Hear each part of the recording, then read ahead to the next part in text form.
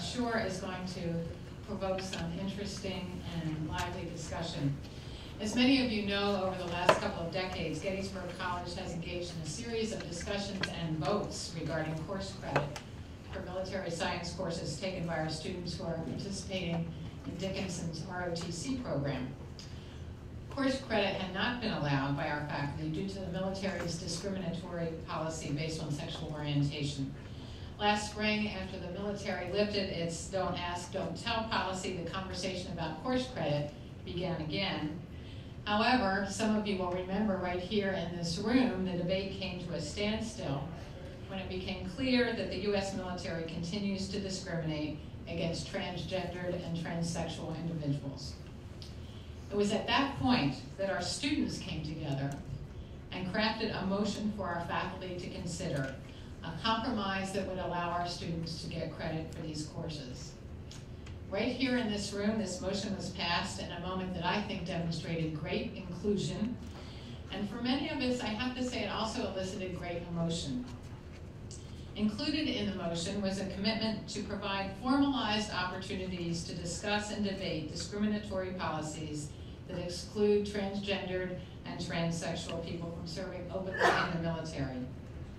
This year, we have as a campus had a great deal of discussion about diversity, equity, and inclusion. And tonight, we follow up on our pledge to provide formal opportunities for discussion and debate about those policies that keep transgendered and transsexual individuals from serving in the military. And we are very proud as a campus to provide a platform for this important dialogue. I want to thank those students who are participating in ROTC and those who are members of Allies who've led our college's discussion of this issue.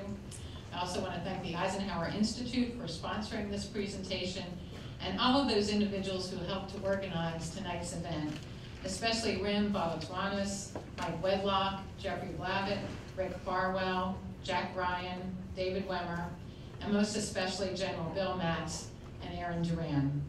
And of course, a special thank you to our panelists, who I know are going to provide us with a rich context for our thinking and discussion. And now I'd like to introduce two students who helped to lead the conversations on campus, ROTC Cadet Ben Flanders and Allies President Adrian Ellis.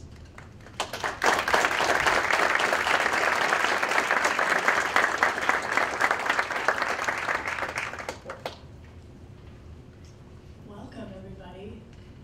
So I'm Adrian Ellis, the Allies President here at Gettysburg, and I'm truly honored to be here tonight with Ben and with everybody who worked hard to bring this discussion together and to introduce an event that I've been looking forward to for over a year.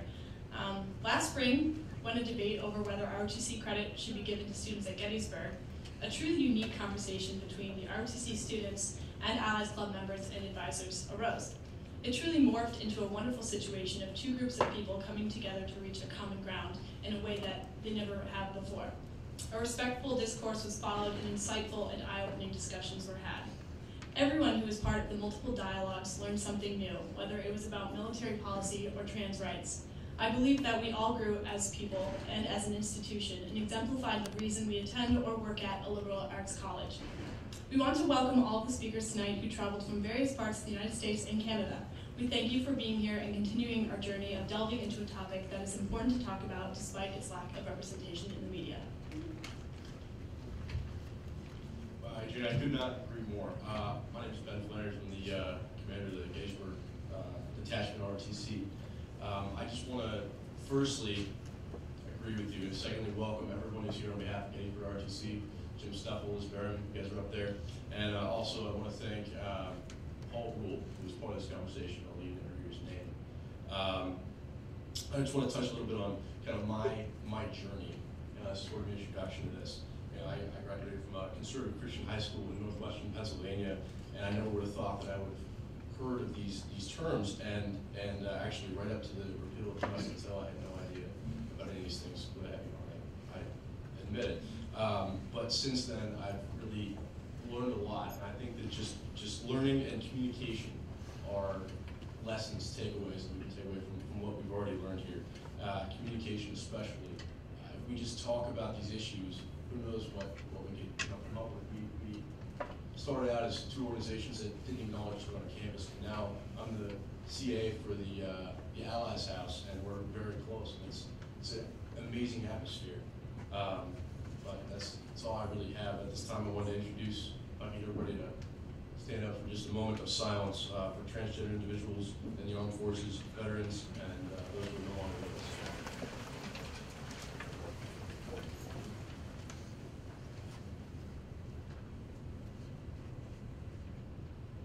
Thank you. Now I would like to introduce Rimvydas Baltaduonis, economics professor here at Gettysburg and one of the faculty advisors for Allies, who really just put this whole thing together. So let's give him a round of applause.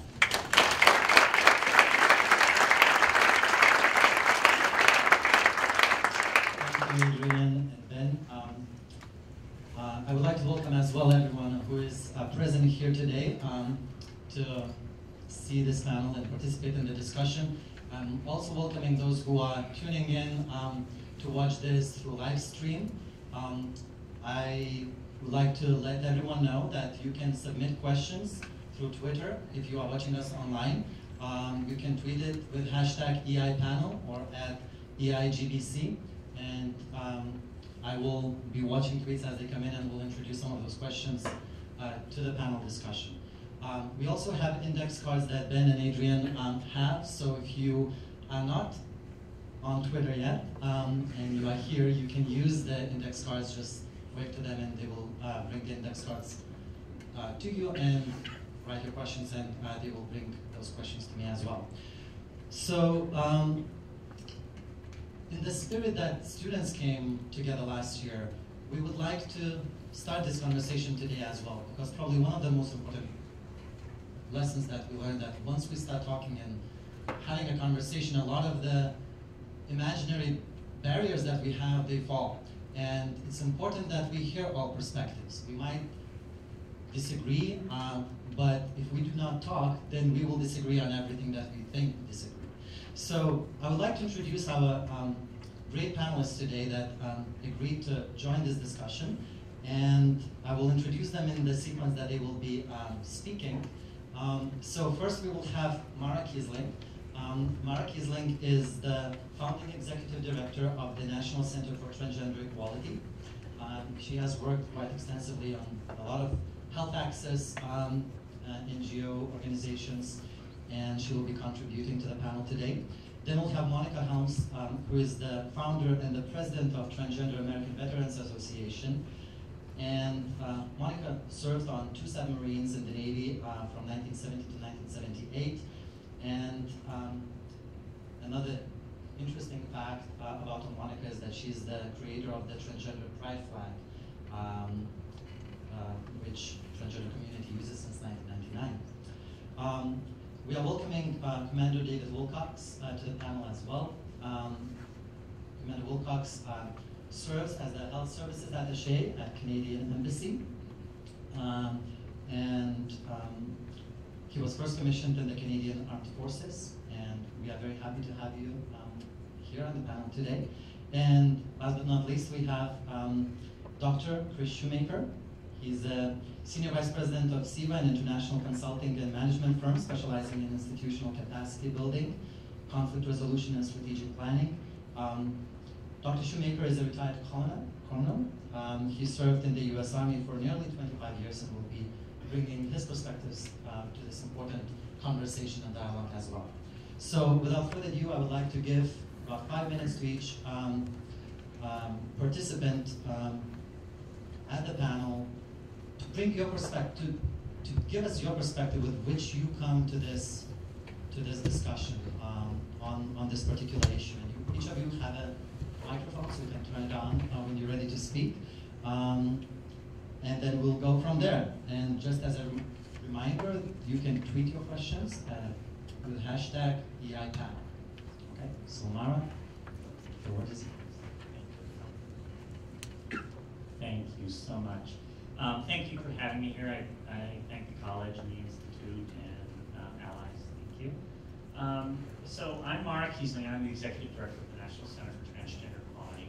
I should probably note I'm the only panelist without military service, I believe, and thank you all for your service. I come to this as an activist primarily. I guess by way of just a little background, so we're all on the same page, transgender people still cannot serve in the military. There are various exclusions that keep us out. There are medical exclusions, medical disqualifications, there are mental health disqualifications, and then trans people sometimes also run afoul of other kinds of things like conduct unbecoming, accessing civilian health care without authorization and things like that.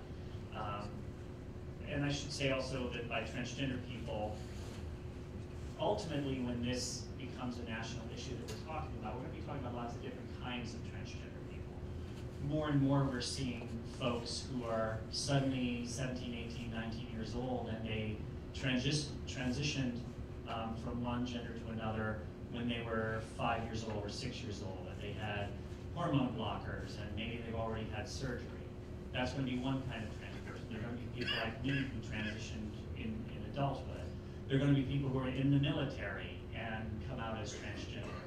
And I just wanted to say that so that we remember that's just a confounding little something that has to be taken into account. So I come to this really simply this way. Trans people already serve. It's discriminatory that they can't serve openly. It is unsafe that they can't serve openly. It is not good for military readiness that they cannot serve openly. There are veterans who are hurt because there's not open service. And last but not least, we're going to win.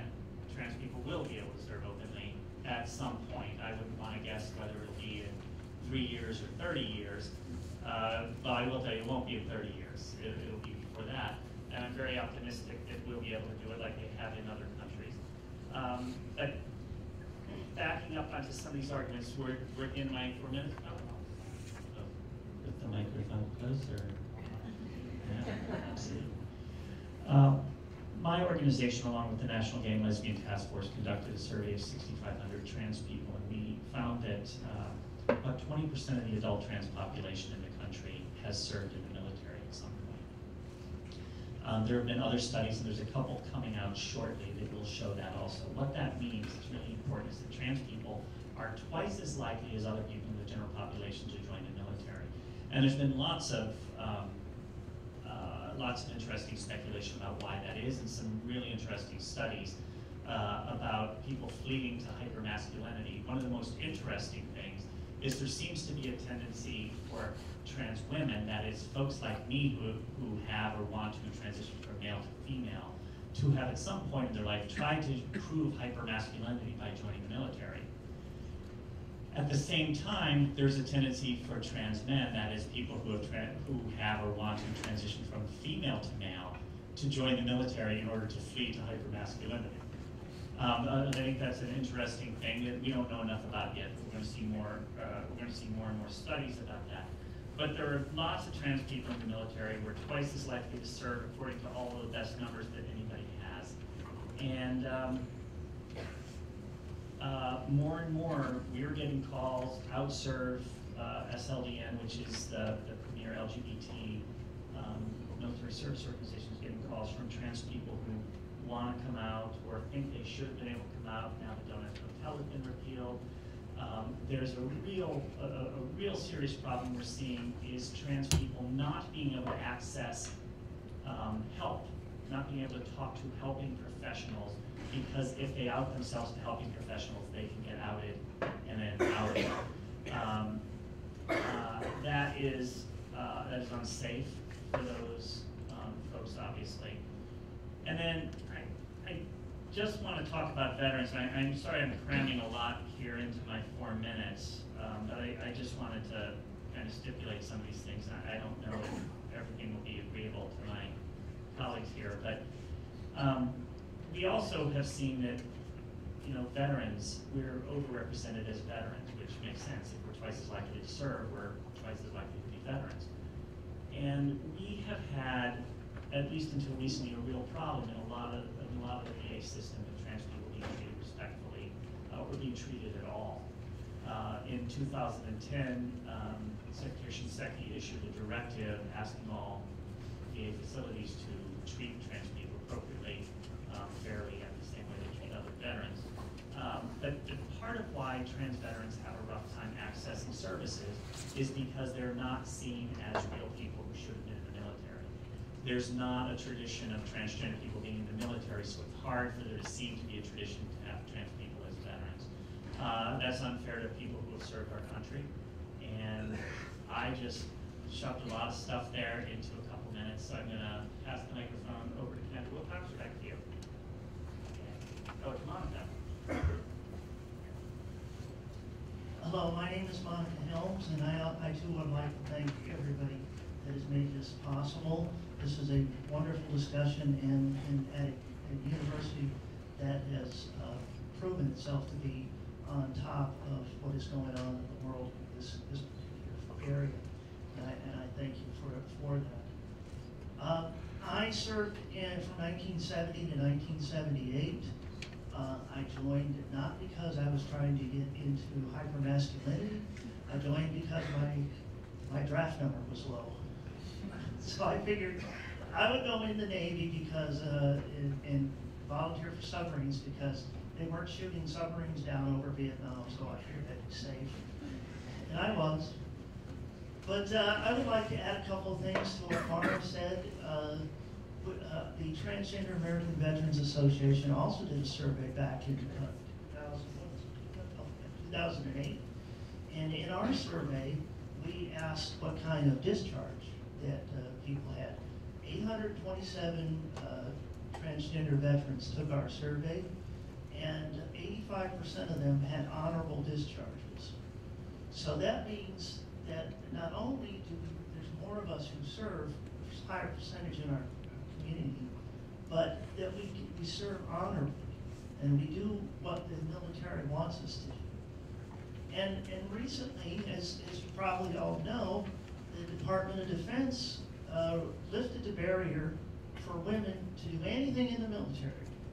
So that means that all the jobs in the military are now gender neutral, which means that they don't conform to any one particular gender. So my feeling is, if these jobs are gender non-conforming in a way, then why can't gender non-conforming people do them? It doesn't make sense.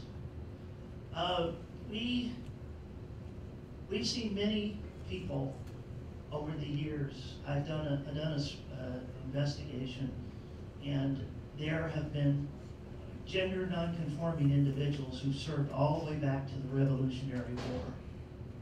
And there is one gender non-conforming individual in that graveyard over there, just across the street.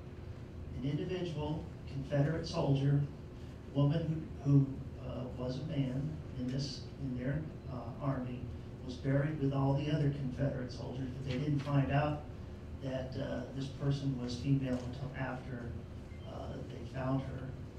And they didn't have a name because they apparently did not put the names of all the Confederate soldiers. But there is one individual within walking distance, essentially, from here that also served. 400 they say there's about 400 documented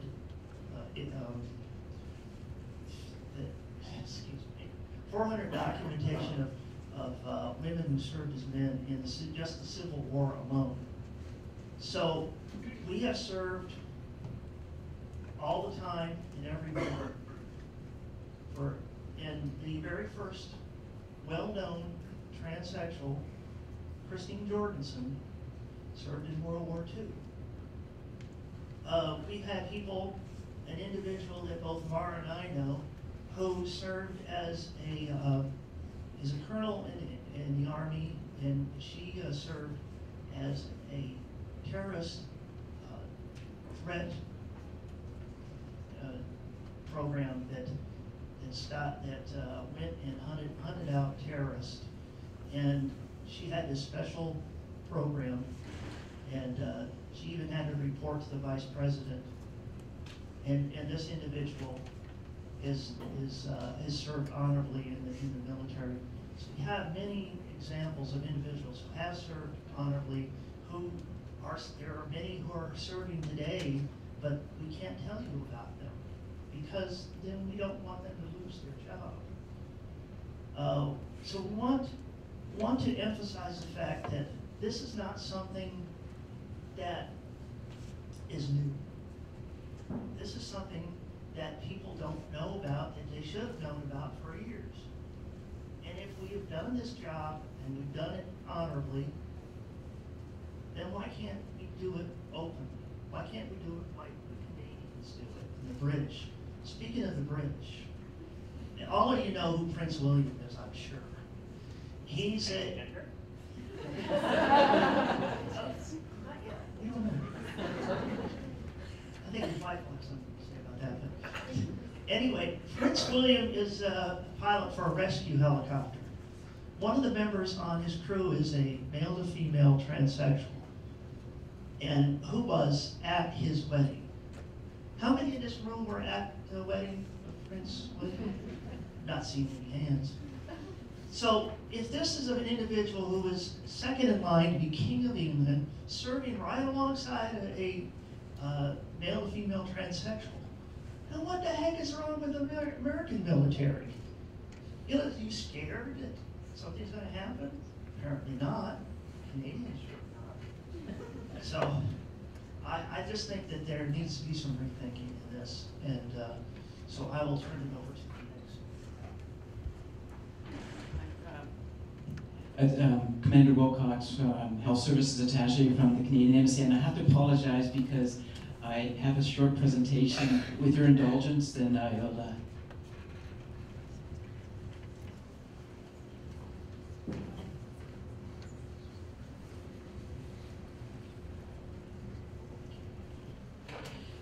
Again, so I'm the Health Services Attaché from the Canadian Embassy, Washington, D.C., and I'm here just to talk to you about our transgender policy. This is just a small, this is a brief chronology of events, and I wanted to present this because we didn't have it perfect. In fact, we had a very regressive program before the repatriation of our Constitution. So before '78, we were not allowed to recruit transgenders or LGBTs. They were not allowed to serve, and if they were in the military, they were found and asked to leave. In 1978, the Parliament passed the Canadian Human Rights Act, and in 1982, we passed the Constitution Act of 1982, which contains our Charter of Rights and Freedoms. And you may not realize this, but we're actually a very young country, because prior to that, Britain owned our Constitution, so we really only became a full country with our own Constitution in 1982.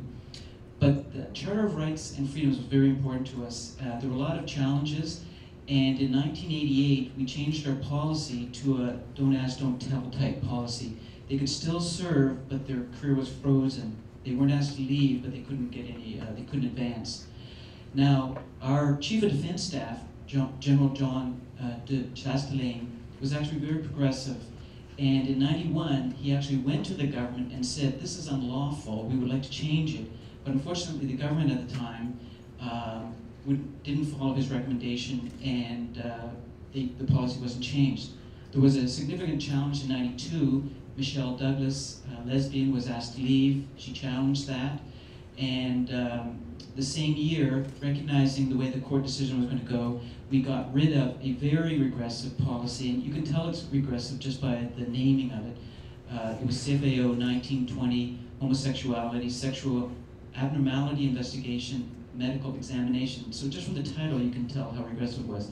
This was replaced by a new policy that just talked about sexual misconduct, not picking any individual group, but what was considered sexual misconduct. So our policy progressed until we actually codified our harassment policies in DAOD 5012, and then finally with working the policy again, we finally ended up with a CAMFOR Gen that I'm going to describe in a second in 2012. But before I do that, I just want to talk to you a little bit about some of the dangers in doing surveys and But as background, then, since 1992, lesbian, gays, bisexuals, and I should put transgenders, LGBTs, could openly serve in our military. One of the dangers of doing surveys is that in 1985, we surveyed 6,500 male soldiers, and 62% said that they would refuse to shower, undress, sleep in the same room as a gay soldier. Fortunately, we persevered and we pushed the program ahead. And every study since then has showed that once the ban was lifted, there was no increase in disciplinary problems, performance, recruitment, sexual misconduct, or resignation. Nobody resigned because of this policy. In fact, there was a very comprehensive academic study, and I highly recommend that you Google this. You get the whole copy in a PDF format, but this was a US study on the effects of the 1992 lifting of the restrictions on gay and lesbian service in the Canadian forces, praising the evidence. And again, they found that there was no change in military performance, unit cohesion, or discipline. And interestingly, the percent of military women who experienced sexual harassment, heterosexual women, decreased by 46% with the introduction of that policy. So I just want to point out that there's the danger. 20% of the population will embrace change. 40% can be convinced that it's good. Another 40% will never accept change. So there is a danger in deriving your policy from surveys. These are our policies. So these are our latest policies, and these were specifically for transgenders. What we did since 1992, so we allowed LGBTs to serve in the military since 1992, but it was done on an individual basis, especially the sexual reassignment surgeries, which we found. So we had a policy written in 2010, which was mainly a checklist. It was found to be unsatisfactory because it didn't provide an explanation, so there was another policy written in 2011, and then that resulted in the checklist on the left having to be rewritten. So this culminated in February of 2012. So I don't want you to think that we didn't have a policy. We did, but this was the culmination. Once we codified everything, we came up with this. And so it says that those two other policies that I presented were law, and that the very bottom paragraph says that the CF are committed to the principles of equality of all people and the dignity and worth of each of them. The Canadian Forces transsexual members are a valued and integral part of the Canadian Forces, and they have the same right as any other person to work in a harassment-free workplace. So Can4Gen, that is sent out to every single member of the armed forces. So it was sort of the culmination of years of work.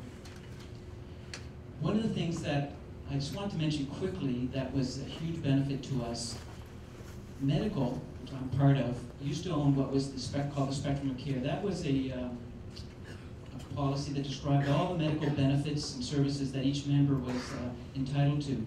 What we cleverly did was give that to the environmental commanders. So we gave it to the command structure, and we had established the 5 pillars, but when they took ownership of that, they actually then had to deal with the moral issues. But if you look at those 5 principles, gender reassignment surgery meets all of them. It maintains the health and mental well-being. It restores serving members to operational effectiveness. It adheres to evidence-based medicine. The benefit is not purely experimental research or cosmetic, because we consider sex reassignment to be a functional or a structural procedure, not cosmetic. And the benefits are included in other provinces. Now what we do, in summary, this is my last slide, and so we allow all LGBTs to serve. We also pay for all of their sex reassignment surgeries. Because we don't have that expertise in uniform, we utilize 2 centers of excellence, one in Ontario and one in Quebec. In fact, most of them go to Quebec, but we pay for their transport, their accommodation, the procedures, and in summary, I should say that we also use international guidelines. So we use the World Professional Association of Transgender Health as a standard of care, and a lot of the provinces provide additional support in publications that we can utilize. And that's it. And I guess we'll have one more speaker and we can open up to questions. And thank you for your indulgence.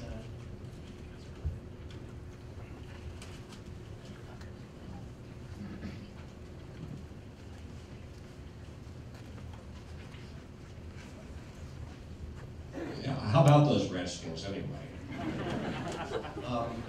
Yeah, I'm at the tail end here of this excellent series of presentations, and I'm going to present a slightly different perspective.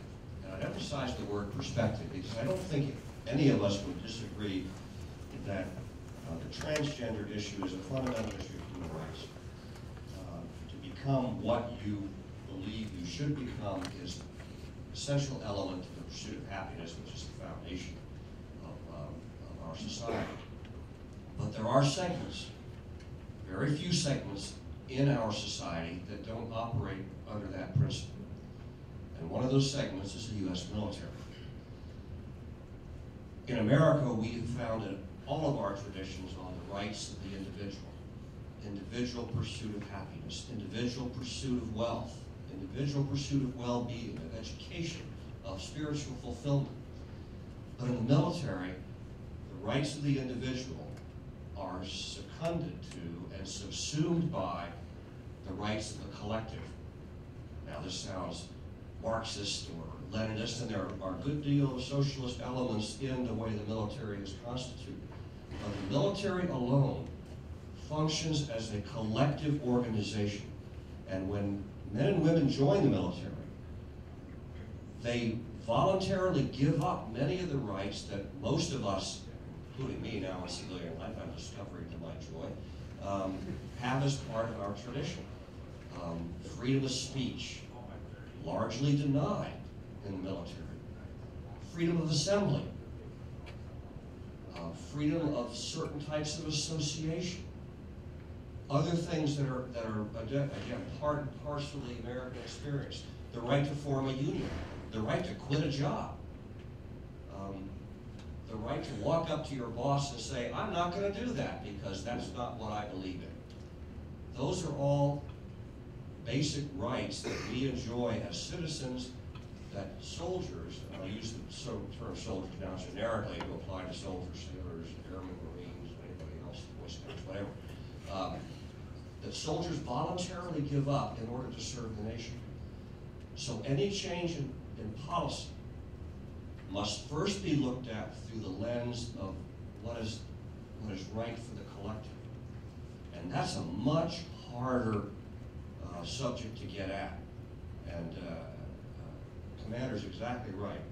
The dangers of allowing policy by polls is true in any aspect of policy development. It's certainly true when it applies to a collective organization that has almost an anthropomorphic existence in and of itself.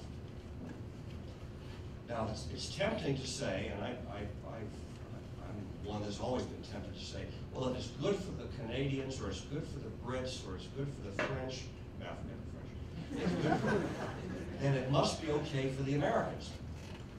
And in many ways, that's true. But the mission of the American military, especially in the 21st century, especially in these first 2 decades, is different than the missions of other militaries. The mission of the U.S. military is to fight and win the wars of our nation. Now, we have a lot of other things that we do, and we do them very well. But our responsibility as soldiers, as leaders in the military, is to fight the major cataclysmic events of human history that we've defined as warfare. And if that were not our mission, then we as taxpayers have been getting ripped off for a long time because we're buying aircraft carrier battle groups, we're buying nuclear submarines, we're buying intercontinental ballistic missiles, we're buying armor divisions and field artillery brigades, not for peacekeeping responsibilities, not for humanitarian relief, but to fight and win the wars of our nation. So when we consider changes in policy, when we consider the impact of what admittedly is a relatively small population, it must be considered against this broader backdrop of what is good for the collective, what's good for the institution, and does that in any way impair our ability to fight and win the wars of our nation? And it's a tough question. And I guess my plea to all those who are involved in the discussion is to consider multiple perspectives. And unique in American society, the perspective from the military is, again, that of the collective as opposed to the individual. And with that very popular note, I'll now turn it back to Grim. Thank you very much. I would like to give an opportunity for panelists to respond to each other's comments that we just heard, and if you could also elaborate. So, what are the obstacles? And we might have different perspectives for transgender individuals to serve openly in the military. So, whoever wants to go first. Well, could I respond to me first? Because I said something I didn't like. No, I would like to clarify something I said. When I was talking about the fight to masculinity, I certainly did not mean to imply that all trans people who go into the military are doing it for that reason. Most trans people join the military for the exact same reason everybody joins, or for the exact same reasons people join the military. Some do it because they want to serve, some do it because, for economic reasons, some do it for family reasons, some do it because they believe it. So I just wanted to be clear of that. Oh, sorry. Oh, keep doing it. There. So I wanted to clarify myself there. Monica? Yes, that's very interesting what the Colonel said. It's interesting because I heard this before. Gays and lesbians can't serve. It's we can't do this because of unit cohesion. We can't do this because of this. We can't do this because it's a tradition or whatever, however way they wanted to say it.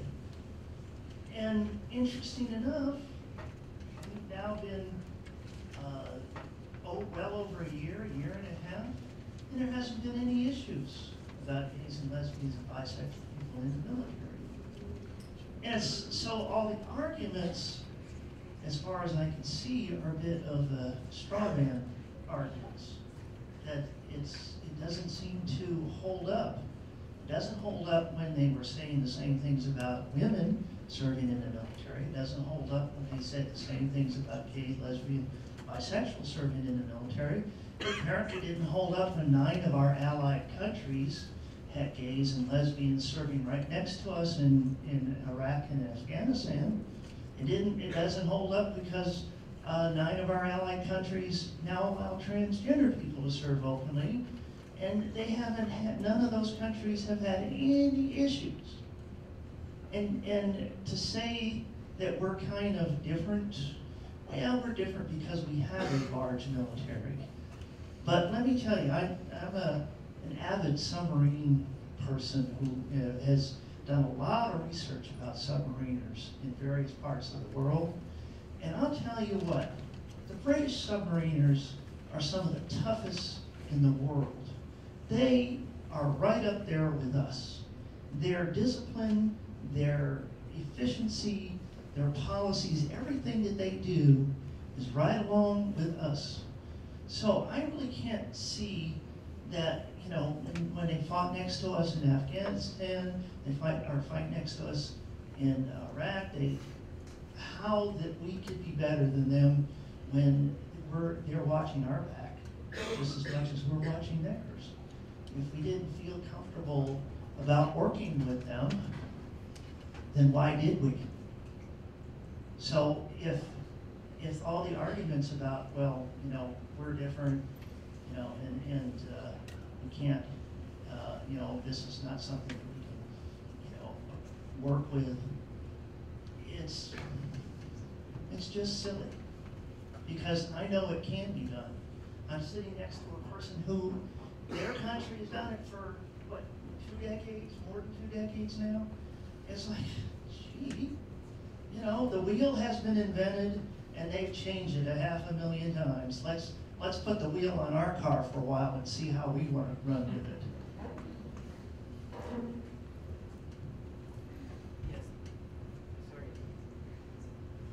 I'll try again. I just wanted to point out two things about how we rolled out the program that might be informative. One was that we made no accommodations, so that we've had women in our frontline units for over 30 years, and we don't accommodate them. I don't mean that in a negative sense, but when I was in Iraq, the bunk next to me was a female officer. On our ship, on our submarines, if you're a female submariner, we have female submariners. In the bunking area, you'll have a guy, woman, a guy. So that removes all jealousies and favoritism. The other is that we introduced a program called SHARP, and it was sensitivity training, not just for LGBTs, it was for all kinds of harassment, and that was an annual occurrence. So initially when we rolled out the program, it was just the policy and the understanding that this had full command support. After that, then we tried to change the hearts and minds. We created programs to look at sensitivity training and understanding, and that program has been so successful that it stopped. It's just not an issue. It takes a minute to switch down once you flip the switch. From the grand issues that the United States military confronts, if tomorrow President Obama signed an executive order changing the rules, the U.S. military is not going to fall apart. We're not going to see people riots in the streets, and a military that is arguably one of the finest in our history is suddenly going to disintegrate. It's not going to happen. But we do need to take a look at this issue from the perspective of those that make the military work, which are the soldiers. We ask a lot, and the reason if I sounded in any way disparaging of our Canadian allies or the Brits, again, forgot the French, I didn't mean to sound that, but it is a reality that we ask our soldiers to do a lot. One of the problems that we have in the professional military that we have now, not having a draft, is we don't have a constant churn between civil society and the military. So the level of understanding of what it means to be a soldier in the ranks among the body politic is almost non-existent today. Back in World War II, certainly that didn't exist when you had that churn. When you had, even during the dregs of Vietnam, when you had people coming out of civil society, being forced into the military, then going out again, the body politic had a sense of what the military was like. That doesn't exist now. And the fact that we often frame this debate in similar terms, looking at importance from very different perspectives. From my perspective, as admittedly now an old soldier, maybe I'll just fade away. You know? The soldier is asked to do so much. He's asked to put up with all kinds of discomfort. He's asked to go in harm's way. He's asked to have repeated deployments into combat zones. He's asked to be away from his family. He's asked to do all kinds of things. Asked to go out and, I don't know, how many have served in the Army in Germany in the wintertime? Yeah, a couple.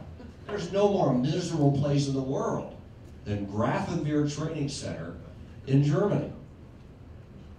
But our soldiers are out there on a Christmas Eve, and I'll over-dramatize this, guarding nuclear stock positions. This is back during the Cold War. Miserably cold, snowing, everything wrong that could possibly be going wrong, and the soldiers happy and upbeat, and I don't know why, because I want to get back in a warm area. So we owe a lot to that soldier, and we owe a lot to give him or her the maximum comfort we can give them in those opportunities where we can give them comfort. And the comfort levels that we can give them, those opportunities aren't very many. It's a warm place to sleep, it's a shower, it's a hot meal, it's a change of socks sometimes, and the soldiers out there know exactly how wonderful those things feel in some cases. So we have to look at this from the large number of individuals that make up the collective, because we owe them an awful lot. We owe them, quite frankly, more than we owe a potentially, and I emphasize potentially, segment of society that we would bring into the military that would cause a higher level of discomfort. And Monica's right.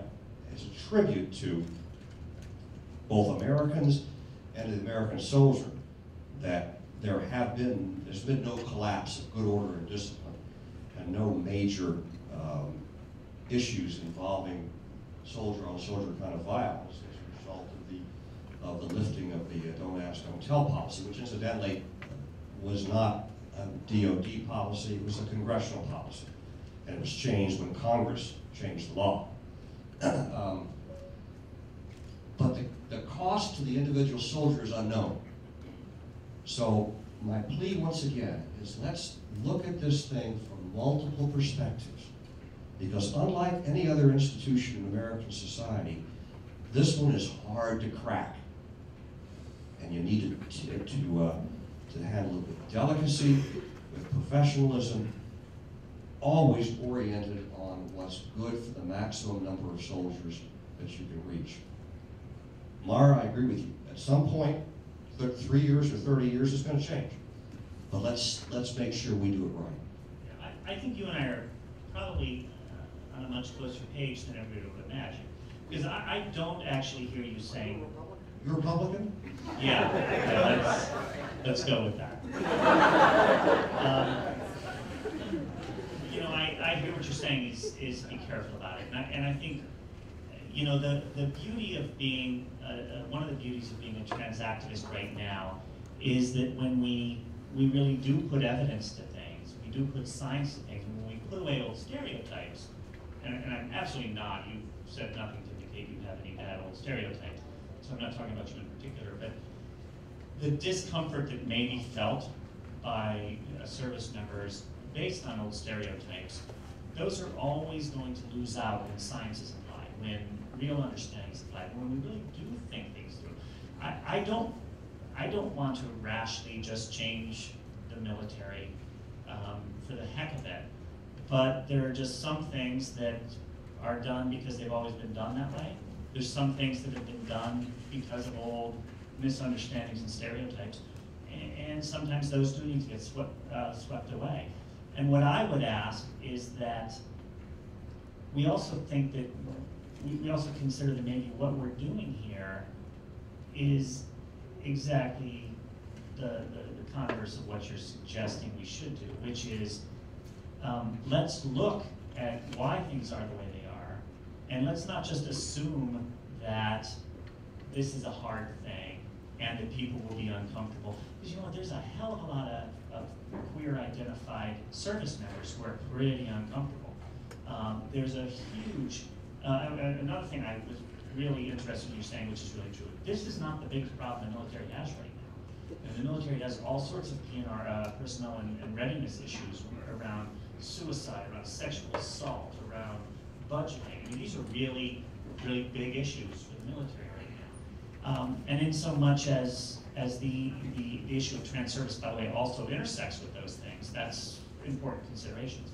I think what we would like is a fair analysis, a fair understanding, not based on old stereotypes, but a real good analysis. And I tell you, we will win that every time. Okay, let me speed up a little bit the conversation and bring some questions that we're getting through Twitter. I will throw a couple to you to respond and pick and choose what you want to respond with quickly. I want to build a little bit on what Monica and Chris spoke. So there is a comparison of LGBT inclusion in the military and transgender inclusion in the military. Are those two different things? We have a Ryan asking here, do you think the reluctance to allow transgender people to enlist is related to just the hetero norm, marriage laws in the United States and such? So is it just the others, and that's what drives the conversation, and that's why we're uncomfortable, or is the LGBT inclusion in the military somehow different from transgender inclusion? And if it is not different, why didn't we solve it with don't ask, don't tell when that issue was brought up and Congress was discussing that?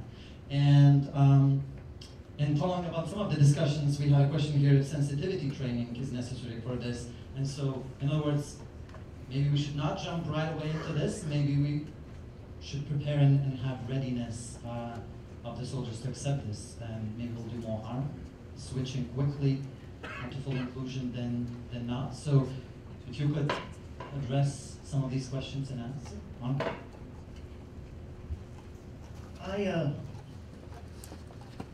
Even though I want to see this happen, I'm not delusional, I should say, to think that this is going to be an easy transition. And like Mara, I know that it will happen, but it'll also happen when it's done right. It has to be done correctly. It has to be done the way that it makes it a smooth transition, essentially like it did with the LGBT people. If it's different, there is difference, but there is similarities. And people have even used the similarities of when Truman allowed segregation in 1947 for African American, other people of color. People have used that as a similarity for gay, lesbian, bisexual, but it's different. It's all these individual things are different, and then they're the same. Their parts of it are the same. But the parts that are not the same, that's the parts that we have to work on in order to ensure that trans people can smoothly be allowed to serve openly in the military. And that's the aspect, that's the discussion that we have not really seen too much happen yet.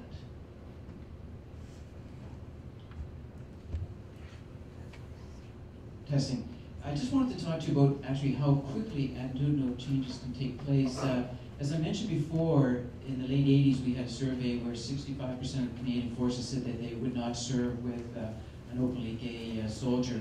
But so our policy to allow LGBTs into the Canadian forces changed in '92. We did a follow-up survey in '93, just 1 year later, before we had introduced the sensitivity training, and the numbers switched almost exactly the opposite. So of 3,000 respondents, 43% said that they were very satisfied or satisfied with the new policy.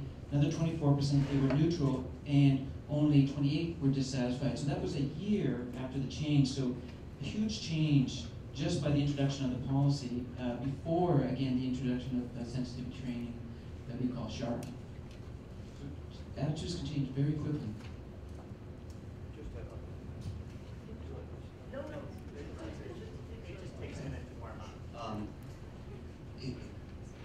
I think it's an excellent question that Ryan asked, and I'd certainly defer to Monica and Mara on this, as Commander as well. But one of the practical problems that is involved in bringing the trans community into the military, that is not necessarily involved in the lesbian and gay communities, is the issue of medical health. The military, people say, well, you discriminate against those that need some whatever the correct term is to bring their physiology in line with their psychology. The military doesn't, the U.S. military doesn't bring in people with pre-existing medical conditions requiring very dramatic action by the military medical system. And I think that's probably a little different than the Canadians.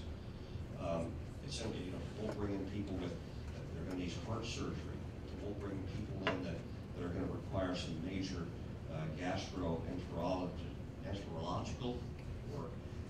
bring people in who have asthma conditions.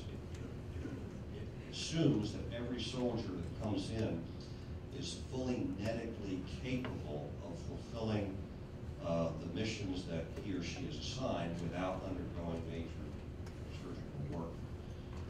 So there's a medical issue that's involved that differentiates to some extent between the lesbian gay community and the transgender community.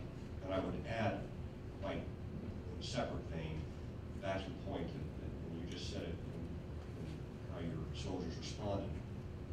Soldiers will do whatever you ask them to do, and they'll make the best of it. It goes back to the point that this is not going to be, it's not going to make or break the U.S. military. But because they are who they are, and because they respond the way they respond, we owe them a very special consideration as we implement changes in how they live. To answer a very specific question that was asked, the repeal of Don't Ask, Don't Tell could not consider the inclusion of or the allowance of trans people serving in the military because the Don't Ask, Don't Tell, Don't Pursue policy did not prohibit trans service. Trans service is prohibited in other ways in the military. So there, I think it's fair to say that the Pentagon has not, I mean, I'm not privy to all the conversations at the Pentagon. But I think it's fair to say they haven't really given this a fair amount of thought yet. And you know, our initial overtures have been met with just a, you know, we've just done Don't Ask, Don't Tell. We're still doing Don't Ask, Don't Tell implementation, and we don't wanna. And I don't think it's anything against trans people because they haven't gone that deep. But I also just want to note, I think one of the obstacles we have to overcome is this sort of just assumption of medical disqualification because trans people may need some kind of surgery. It's the number one question trans people get asked. You know, trans people say, I'm transgender, I'm transitioning. People say, oh, when are you having the surgery? Okay, there's no such thing as the surgery. A lot of trans people never get it. Most of the people we're talking about here are not showing up in the military saying, make me a sergeant, give me some surgery. We are talking about people who, you know, more and more will have had surgery before they enter the military. Probably for the next, if the magic wand was waved today and we were allowed to serve, there probably would be a bunch of people currently in the military or who became in the military who would then seek access to those services. And I asked the commander doctor, which is like the best title I ever heard. But there isn't the surgery thing. I think we'd be very happy with a case-by-case analysis of that. There certainly are trans people who are medically unfit to be in the military. But there are a heck of a lot of trans people for whom that's not a relevant question. It isn't people showing up ready for surgery. Yes. Yeah, same thing. It warms up. There's also other, you know, if you think about all the different aspects, parts of the transgender community, you know, we're not talking about just transsexuals. You know, transsexuals are the individuals who would consider getting surgery if it was offered to them. But even not all transsexuals want to get surgery. And most male to female, or female to males, don't get surgery because it's very expensive. So then there's the individuals who on the weekend would go on liberty or take leave and they may dress up as a woman. And then, you know, these individuals are treated exactly like any other trans person. Why is that? If this person is cross-dressing at home or on leave someplace else away from the base, that person is not going to be seeking surgery. But then that person, if they get caught, will still get kicked out. It doesn't make any sense to me. I would, you know, and if this was an issue that we could do this in increment ways, then yeah, then maybe we could work in increment ways of doing it, even though both Mara and I agree that we really wouldn't want to do increment, but you know, if this was the only way to get it done, we'd probably consider it. I do incremental. Incremental what? I do incremental all the time. Incremental is how things get done while people are complaining. Oh, I'm so sorry. Incremental living. Are we having fun with the mics tonight? I rest my case.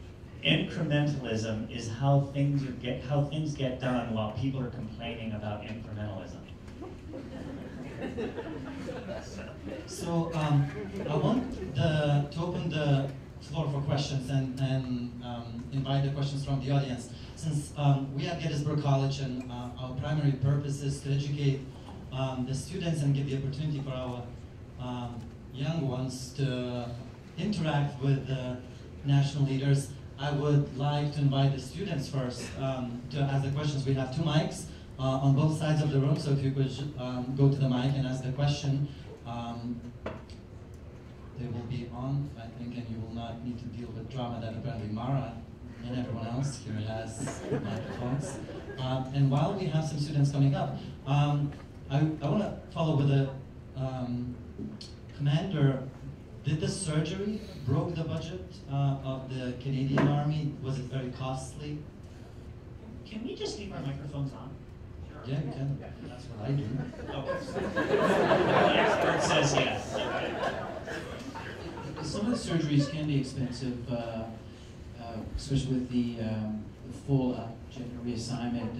They can run up to about $64,000. But in the scheme of things, we think that's a small price to pay to provide equal access to care, and we consider them a contributing member of our force.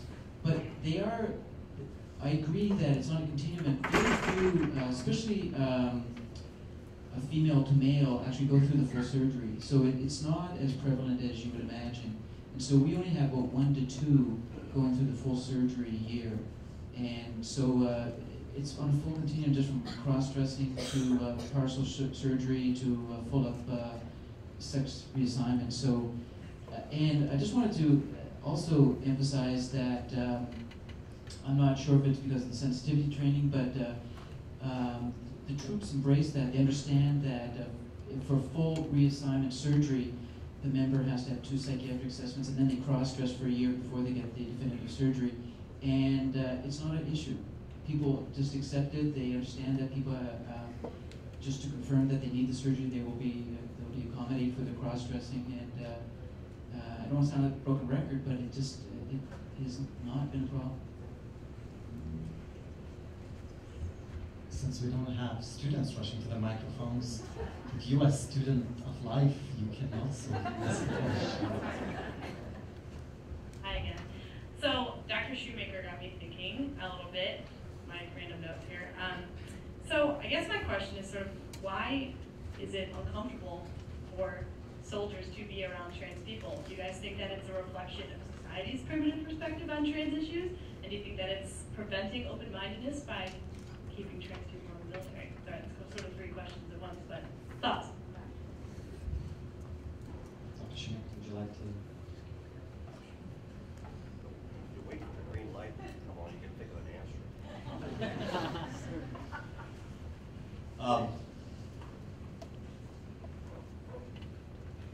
I don't know if you're much too young, but my son, who's about your age, his favorite movie that he's ever seen is a movie called Starship Troopers. I don't know if you've ever seen Starship Troopers.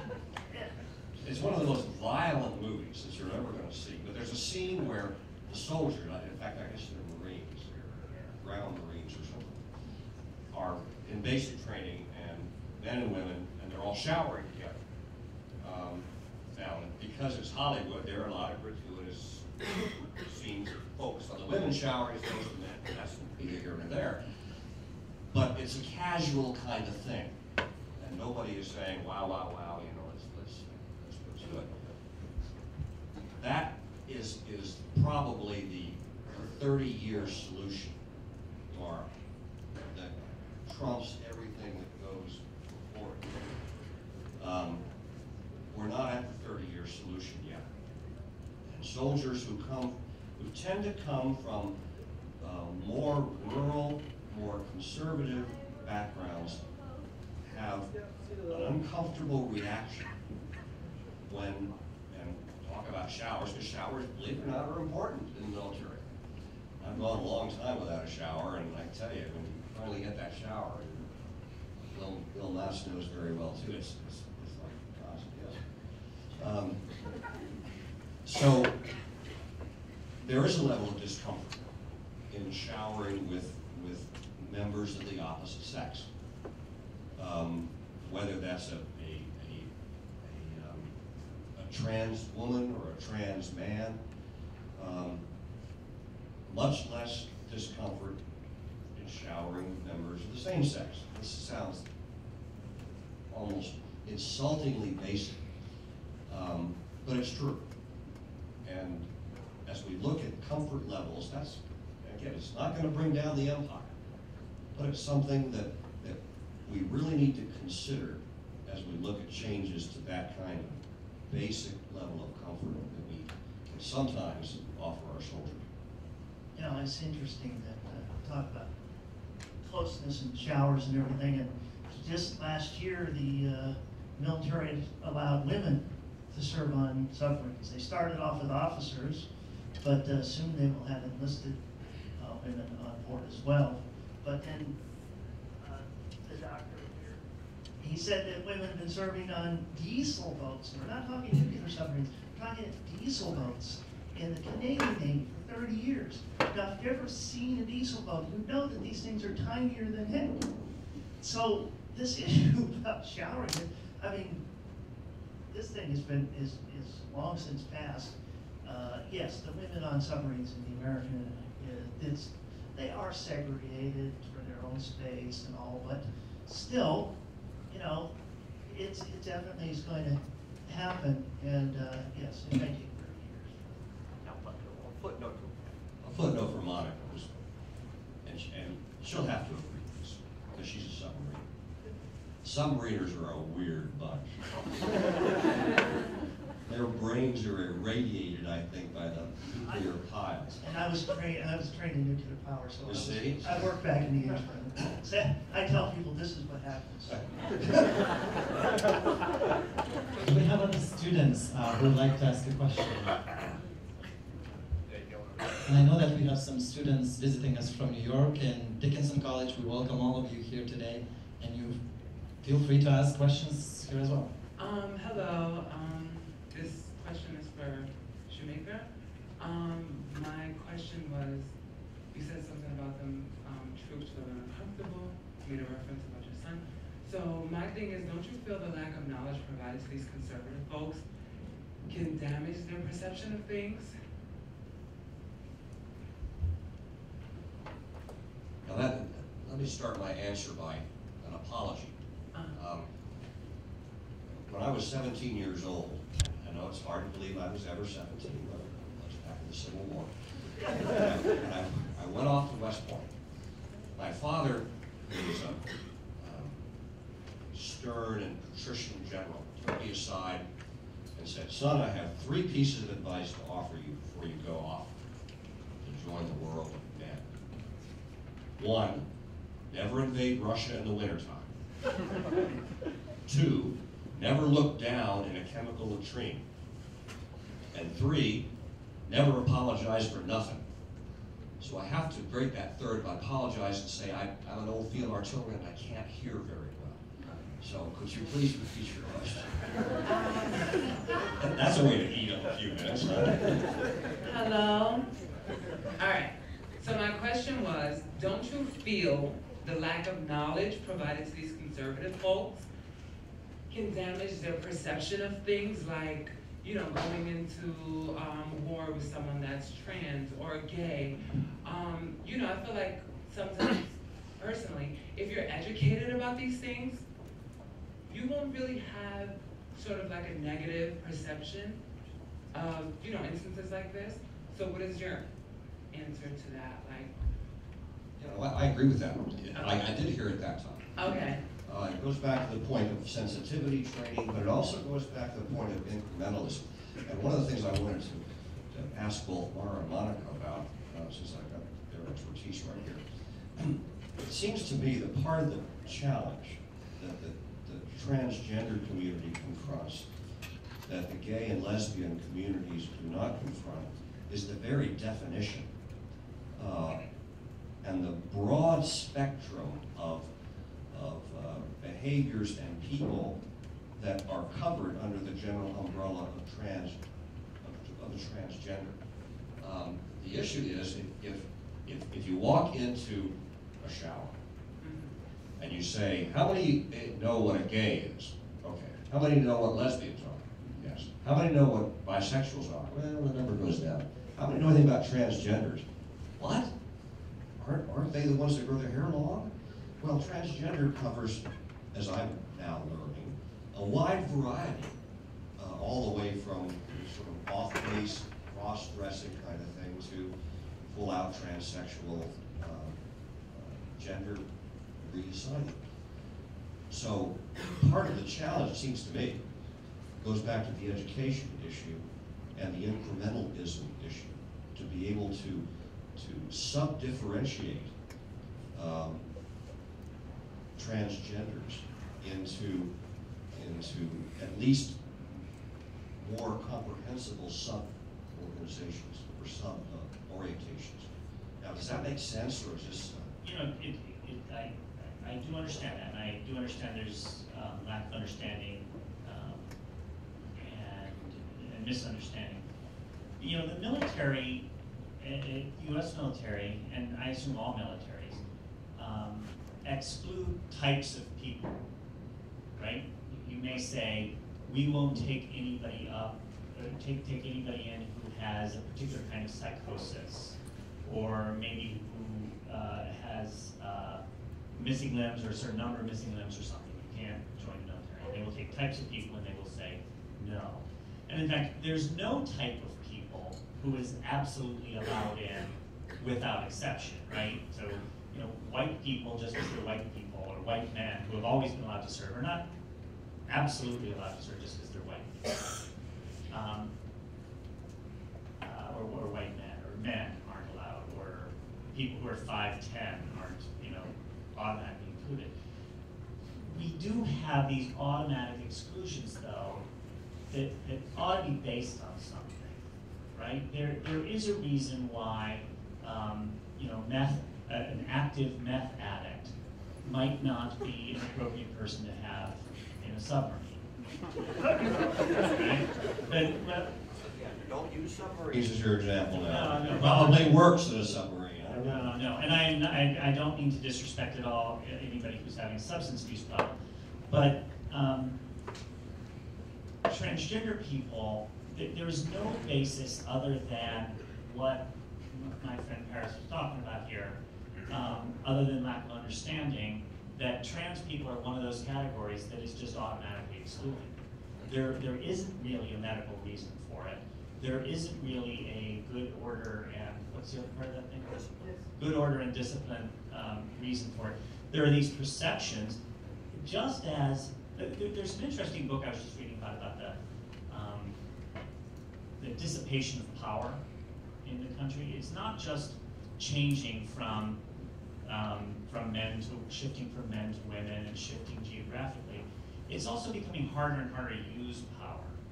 And one of the reasons that that's happening is that centers of power and centers of authority have been forever misusing their power and making some of their power choices arbitrarily. And now those are a lot more visible than they used to, right? It wouldn't have been so easy to point at the military and saying, you know, we've heard this before, as Monica went through the litany. Oh my gosh, if we let black people serve, it'll be the end of the world, and white people will feel uncomfortable. And women, and we've been able to see that whole parade, and it takes away from the moral authority when we look at yet another category of people who are just arbitrarily, categorically excluded without scientific basis, without moral basis, just because we always sort of have, and I think they're icky. Let me give an opportunity to. Let me just respond briefly to that, because it's a very good point. But I think that the advocacy community needs to pause just a little bit and consider whether or not your rather strong statements, most of which actually I agree with if you substitute out military, do apply to the military. Because you made some pretty strong statements there, and what I'm asking is that the advocacy community really think those things through and do more than simply say, well, in society in general, X, Y, or Z, but live and breathe in a military environment to be able to better understand that the things you said really aren't absolute, that there's no evidence that that's perfectly okay, and that was another little long line of parade of, those are a little strident and probably ought to take a look once again and walk a mile in their boots. My daughter says, I walk a mile in your shoes, then I'm a mile away and I have your shoes. I don't know whether that makes sense to her or not, but it's probably not a bad idea while you're correctly urging the institutions of our nation to look at these issues from an inclusive human rights perspective. Probably a good idea also to appreciate what the institution feels and believes, where it lives and works. Jenny on Twitter says, if we trust soldiers with guns, military secrets, and the lives of others, why can't we trust them to figure out a shower schedule or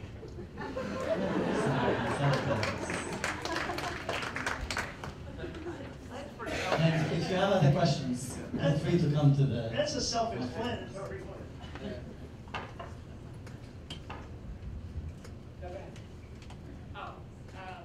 First, I just want to say my name is Spook from Youth Advisory Board at the Patrick Martin Institute in New York. And just a few things, like I don't really have a question, but just a few comments. Gentlemen, you mentioned the comfort of other soldiers, so it seems like you're implying that it's okay to discriminate for the comfort of other people.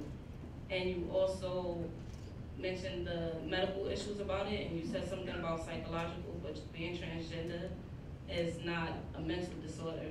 So that to me should just be thrown out right there. And also, there was one more thing. Oh, you said something about the tax dollars, like Americans pay tax dollars to support the military and the things that they need to protect this country. Transgender people aren't excluded from paying taxes either. So, and the thing about the showers, if a transsexual person go into a shower, like if I was a transsexual female to male and I go into a male shower, I'm also a male, so what's the problem?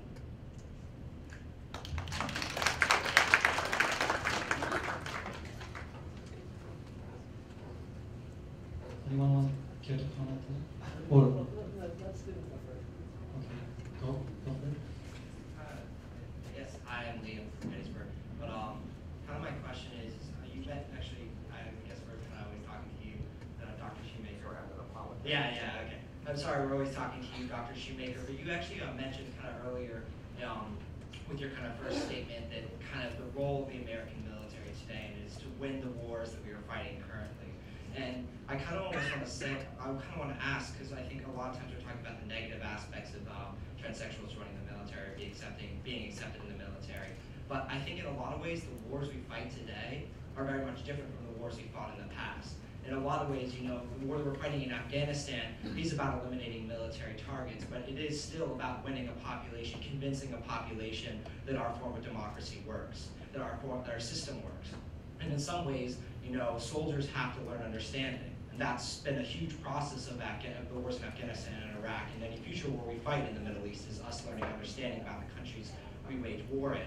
So would it kind of greater inclusion in the military kind of it would not only send kind of a message, but it would also kind of allow for soldiers to kind of be more open, not just to different sexualities and different sexual preferences, but also to different cultures and different kind of religious backgrounds. Wouldn't it kind of be a general process of expanding of kind of acceptance that we need if we're going to win wars where we have to convince the minds of the people that we're the territories we fight in?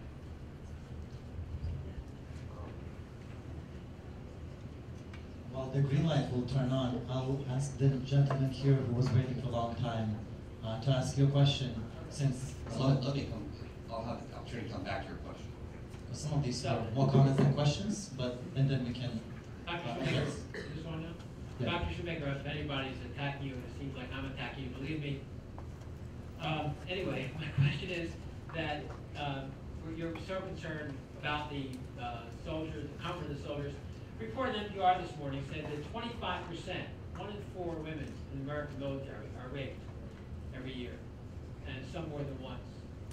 So here we have a situation where this is the military, and we're concerned about them, and you talk about their morale and what goes on. Here you have a problem that's serious, and this seems almost minor compared to that.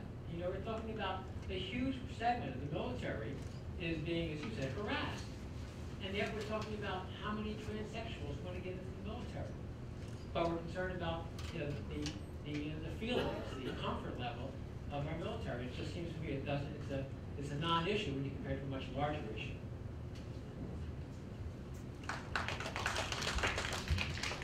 I didn't see the NPR report. I would be astounded if it's one in 4. However, your point is well taken. The military, and part of it comes back to the question that you asked. And in fact, I had this conversation with General Mass, and I think he's raised a very good perspective. Consider a young 22-year-old field artillery platoon leader who's responsible, 2 years out of college. He's now responsible for the lives of 30 Americans, his platoon. And he's operating perhaps in Afghanistan in an environment that's different than a large-scale, force-on-force combat operation. He's got a lot going on. He's trying to figure out how to deal with a village chieftain village chief who wants a well dug. He doesn't know anything about digging wells, or a school rebuilt. And he kind of think his way through that one. At the same time, he's now got to grapple with the issues of 5 of his soldiers are now women. How does he make sure that they're not sexually harassed? How does he make sure that they are able to be all they can be in that environment? He's grappling with a whole range of issues, and this is kind of up close and personal, including the shower schedule.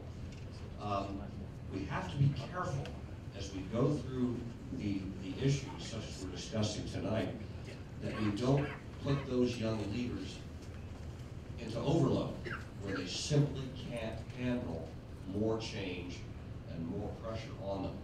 Now, that's not to say that status quo stays forever, 3 or 30, but it is to say that when we consider an issue like transgenders, and I think the number in the Canadian Army is very small. I would suspect the relative number of the military would also, and the U.S. military would be small as well. We have to consider the context in which we're asking that young platoon leader to operate.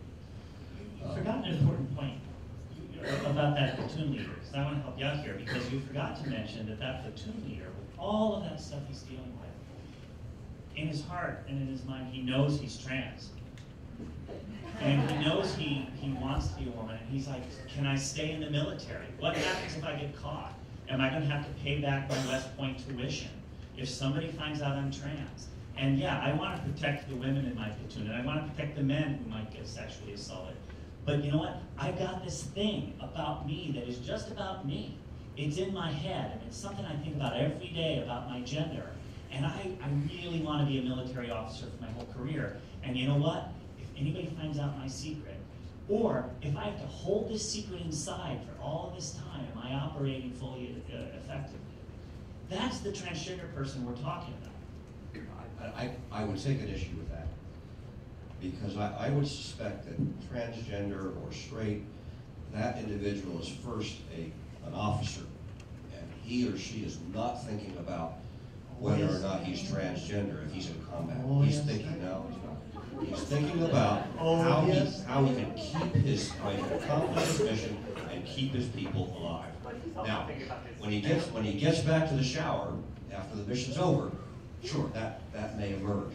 And I wasn't an officer in the military, but I know enough about it to know that if you can't multitask, you can't be an officer. David Wilcox? I just wanted to comment on the shower issue. Again, we have 20 years of experience, and it's not a problem. We provide individual showers for men that feel uncomfortable with their bodies, women and transgenders and bisexuals. So we don't force everybody to have group showers.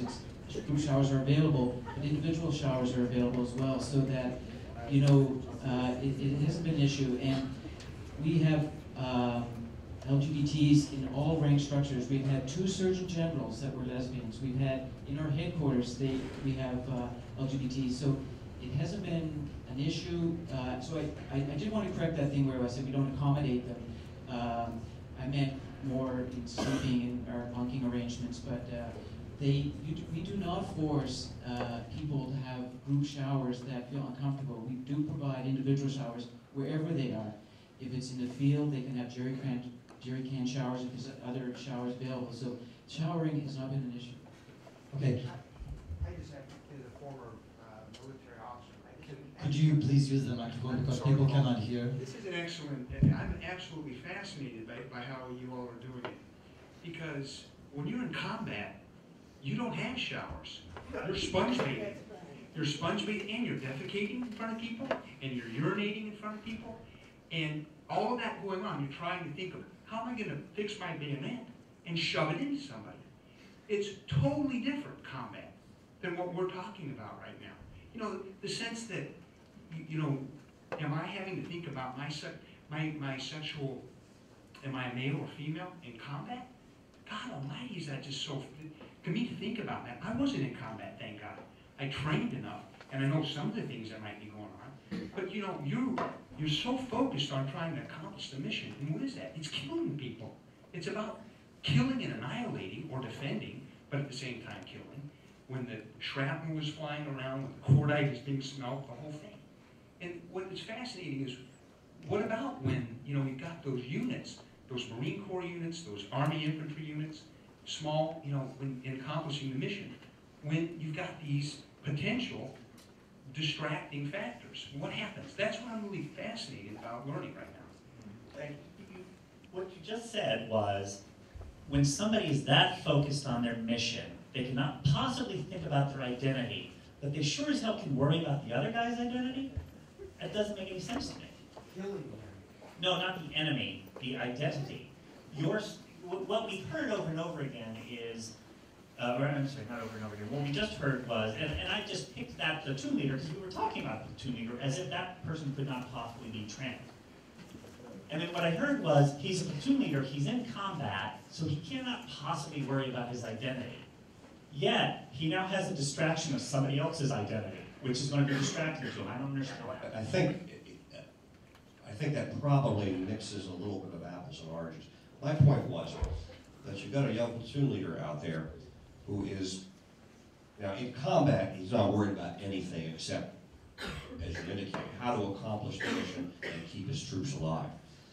But combat is a close fight is a snapshot in a much broader panorama of his activities in a combat zone, where he's training, he's arming, he's preparing, and his focus is as intense, if not a little broader. And my point is, as we look at the range of now changes that are occurring that he has to grapple with, and you know, showers, I appreciate the Canadian ability to do that, And the military, unless you're in a close fight, U.S. military also showers in the field. Sometimes they're, in fact, we call them Australian showers, as you probably know. He's got to grapple with those kinds of issues, and he's got to grapple with now a range of social-related issues that come to him all at once. So let's not overload that young platoon leader. He's got enough on his plate right now. Let's go, and you said it, and Monica said it. Let's go implement it. So maybe we can move away from some shower questions for a while. But it seems like Canadians figured it out. It could be done. It could be solved. A lot of these issues, I think, just talking about it, we see how things could be fixed. We have 3 people that are standing at the microphone for quite a while. I want to give you an opportunity to ask your question, so not comments, but questions. And that will be the last from the floor, and then we will wrap up. We are a little bit over time, but I want to give you an opportunity to present, and I guess you are getting koozies for your questions as well. He was standing longer than I was. So all of you please ask your questions, and then the panelists will answer.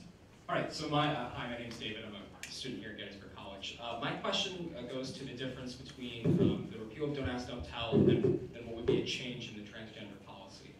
You kind of alluded to the fact that transgenders are excluded from the military based on military policy as opposed to congressional policy. So then, I guess my question is, how do those of us in the civilian sphere affect change in this area, given the fact that if the change, I guess, needs to come from the military institution itself? Is there things we can do to get the military ready to take this change on their own, since we are somewhat limited in what we can do from the civilian sphere? Please ask your questions. Oh, well, it's a different question in tone. Well, first of all, I wanted to thank Monica and the commander and the colonel for their service, and I want to thank Mara for your advocacy on behalf of trans people like me. But my question is actually directed to the commander, or, well, I don't know how this works, how this could feasibly work if the Army or the Armed Forces, American Armed Forces, allow trans people to serve openly. But I was wondering, since, well, I'm an aspiring rabbinical student, so all questions spiritual are of interest to me. So I was wondering how, or what kind of pastoral care is in place for LGBT soldiers in the Canadian Forces. Then the last question.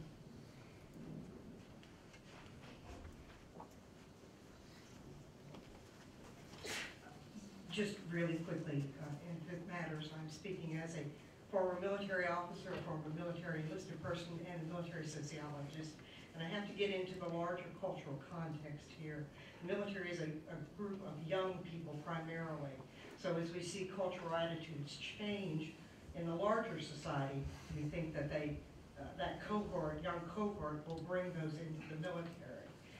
The other part of that is, I think that DSM-4 and maybe the DSM-5, if we've got that yet, still classifies gender identity disorder as a disorder. No, the DSM-5 does not classify. DSM-5 does not, okay, great, because when homosexuality was declassified as a mental or psychological disorder, I think that probably set the stage for these things. The other thing I just wanted to point out, and speaking to the last question, the Episcopal Church has just now allowed transgendered persons to become priests, so that might be a part of that conversation. But I did want to say that military policy, as is in any large institution, is not necessarily made according to rational and scientific data, okay? And a lot of these questions are not can questions. Can transgendered persons serve in the military? Of course they can. Of course they have the ability. But they're should questions. Should this be permitted? So that's a different kind of conversation that you bring in different you bring in ethical questions. You bring in moral questions. So it's a different kind of evidence or body of proof that might be brought into the conversation. Thank you. So we have these two important angles. So what does the society have? Does society have a role in this kind of conversation? And I will add to that, do colleges and universities, do students in colleges and universities have a role in this conversation? We know with Don't Ask, Don't Tell, they did, and colleges took stances. Now we have transgender inclusion military. Do we see it differently playing out? And then the religious and spiritual services to transgender individuals. So I'll give Commander Wilcox first word, and then everyone could keep their answers to a minimum. Yeah, I'll say quickly, they are, it's unfortunately we can't go through the actual policies, but written in the policy is extensive pastoral involvement, and I wasn't sure if that was your question or whether transgenders can go into pastoral care. They can. In fact, we are prohibited on the recruit side, on the enrollment of asking what their sexual orientation is, so they can enter and do whatever they want in the CF. But if they do suffer from gender dysphoria and there are some issues, written into the policy is extensive pastoral care. Question on changing the regulation. It is a regulation. It's actually quite simple. Unlike Don't Ask, Don't Tell, which was a law, the commander-in-chief of the armed forces can change anything he wants to change within it's within the purview of the military. So if President Obama wanted to change it tomorrow, he could change it tomorrow. I would suggest he do so, but that was an easy solution, an easy process for him. Monica or Mark, do you have last comments? Yeah, I'll just say thank you, everybody. I've learned a lot too, and I guess my last comments would be an answer to the question from this side of the room, which is what can people be doing? You know, I think this conversation is really just beginning. Most folks in the transgender part of the LGBT movement purposely let the Don't Ask, Don't Tell train go by first, because we knew we couldn't get attention on this issue. We are now, I think, just all starting to gear up on this. You know, and I think you're right about what kind of evidence is needed, but I'm a much more practical person, and there are just times I just want to go up to my colleagues in the Pentagon and say, you know it's going to happen. How do we do it? Because it is going to happen. And it's really just a question about how, and I want to do it in the way that is best for the defense of the country and is best for people in the military, trans or otherwise. But I want to get to that, and I don't want to have to go through all sorts of nonsensical arguments that we've heard a million times before that aren't relevant to it. You know, this is how it is going to be, and let's get to that. And then I think the other thing that people really ought to be doing, and I would be absolutely remiss if I didn't bring this up now, is we are seeing more and more evidence all the time that the American people just let the civilian leaders of the military in the White House do some really incredibly immoral, stupid, unsafe, remarkably incompetent, and venal things with our military that they never should have been allowed to do. And I'm talking about the 2 wars, that one of which we certainly did not need to fight, and maybe we did need to fight in Afghanistan. But every single one of us in this country let the Iraq War happen. And if you want to help veterans, stop making veterans in unjust wars. If you want to help people in the military, don't send them to unjust wars. I don't think I'm ready to say that the Afghanistan war was an unjust war, but I certainly am willing to say that about the Iraq war. And I let it happen, and everybody who's an American let it happen. We just let our civilian leadership just play with our military in stupid, dangerous, immoral ways.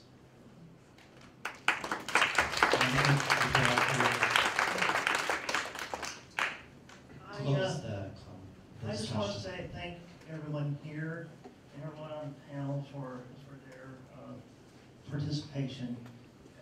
This is not an issue that's going to happen tomorrow, but if it happens other places, if the Australians and the New Zealanders and the Polish and the Spanish and the Czech Republic, I mean, come on, people. The Israelis, of course, everybody in Israel has to serve, so it's like, okay. But it happens in these countries. And to say that the Israelis are not strong in their military, come on, give me a break. And to say that, I mean, you know, we got countries that can do this. We got a prince who serves right next to a transsexual, who one day will be king of England. I mean, it's ridiculous to say that we're not able to do this when it's proven that we can. And we've been all throughout history, we've been doing this. It's just that we didn't tell anybody. I sure in heck didn't want to tell anybody.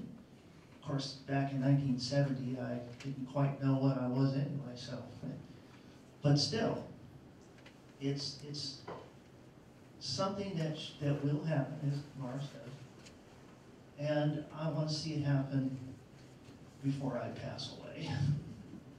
Thank you, everybody.